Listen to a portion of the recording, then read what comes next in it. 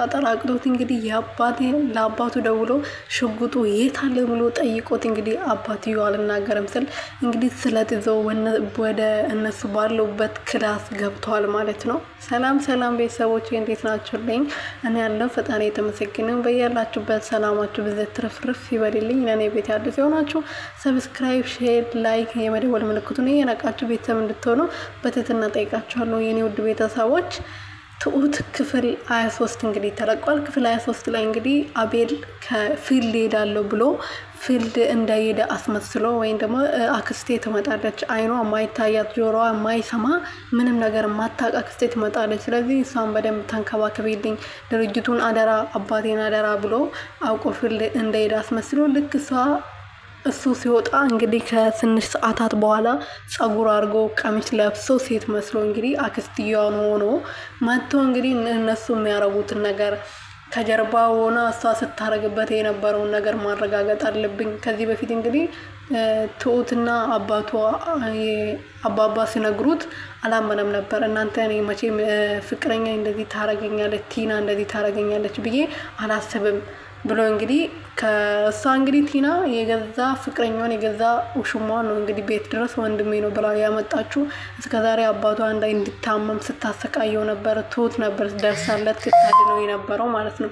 እንደዛም ሆኖ ግን በመጨረሻም አባቷ የአቤል አባት እንግዲህ ሁሉም ነገር አስታውሷል ማለት ነው። ሁሉም ነገር እንዳወቁና እስከዛሬ ሲደረግ የነበረው ነገር ትሁትና የአቤል አባት ያውቃሉ ማለት ነው። እነሱ ግን ምንም እንደማያውቁ እስከዛሬ እንደረሳ ምናምን አርጋ ነው ቲናም አቤልም ማነው ዳኒም እንደዛ ነው ይዞ ያሉት ማለት ነው። እስከዛሬ አባትየውም ተሽሯቸዋል እንጂ ከፊልቸር ላይ ተነስተዋል እንጂ የበፊት የነበረውን ነገር እንደረሱ ነው የሚያውቁት ማለት ነው። ግን አባባ ምንም አልረሱም።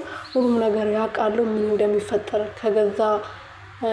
የገዛ ልጁ የገዛ አልጋዋ ላይ የገዛ ልጁ መኝታ ቤት ውስጥ ሌላ ሰው ይዛ መታ ስትጋደም እንደነበረ ብዙ ነገር ሲደርስበት እንደነበረ ለአቤል ነግሮታል።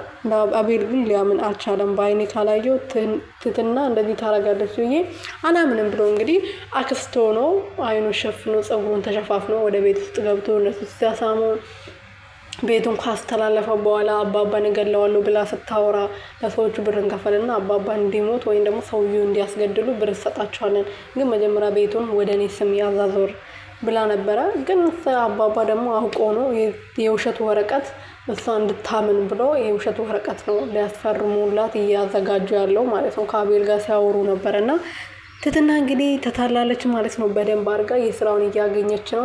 አቤልም እንግዲህ አሁን ታግሶ ከገዛ አልጋው ላይ ነበረ ከቤት ከዳኒ ጋር ይሄ አልጋ የኔና የዳኒ ብቻ ነው ብላ ቀስቅሳት ከዛ አባራ ኩሽና ውስጥ የወረወረቻት ማለት ነው። እና አቤል ይሄ እኔን እያየ ተቃጥሎ መጨረሻ ላይ ልክ እነሱ ተሳስመው ወደ ክላስ ሲገቡ መታገስ አቃተውና ሰው ነውና ደከመውና እኔ ከዚህ በላይ አልችልም፣ ይሄ በገዛ እጄ አጠገቤ ቁጭ ብላ እንደዚህ ስትል ነበር ብሎ በጣም ተናዶ ለአባትየው ሽጉጥ የት አለ ብሎ ደውሎ ጠይቆት ነበረ። አባባ ደግሞ ዝም ብሎት ነበር፣ አልመለሰለትም። እነዛም ሆኖ ግን ስለት ይዞ ወደ መኝታ ቤታቸው ገብተዋል ማለት ነው። በጣም አጓጊ የሆነ ቦታ ላይ ነው ድራማው ያለቀው እና ቀጣይ ክፍል ደግሞ ነገ ይለቀቃል። ምን እንደሚፈጠር አብረን የምናየው ይሆናል። አቤል አክስት መሆኑን ትቶ ወደ ራሱ ተመልሶ ያውራት ይሆን ወይስ እንደዛው ይቀጥልበት ይሆን የሚለውን ደግሞ አብረን የምናየው ይሆናል የኔ ውድ ቤተሰቦች ማለት ነው። አጓጊ ድራማ ነው እውነት።